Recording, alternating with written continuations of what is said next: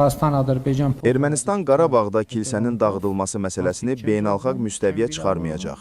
Aprelin 23-də hökumətin iclasından sonra jurnalistlərin suallarını cavablandıran Nikol Paşinyan Qarabağda müqəddəs Məryəm Ana kilsəsinin sökülməsi ilə bağlı yayılan iddialara münasibət bildirərkən belə deyib. հիման վրա եւ մենք որևէ հարցի Bu məsələlərdə diqqətli olmalıyıq, xüsusilə indi. Biz müşahidə edəcəyik, təhlil aparacağıq. Əvvəlki təcrübəmizi nəzərə alaraq düşünmürəm ki, bu məsələni dövlət səviyyəsində beynəlxalq müzakirələrə çıxaraq. Bu, tam və hərtərəfli aydınlaşdırmalı olduğumuz bir vəziyyətdir. Mən artıq sülh üçün meyarımın nə olduğunu demişəm. Artıq 2 ildir ki, Ermənistan-Azərbaycan arasındakı gərginlikdə ölən və ya yaralanan yoxdur. Ölkələr bir-birinin ərazi bütövlüyünü, suverenliyini, sərhədlərinin toxunulmazlığını və siyasi müstəqilliyini tanıyıb.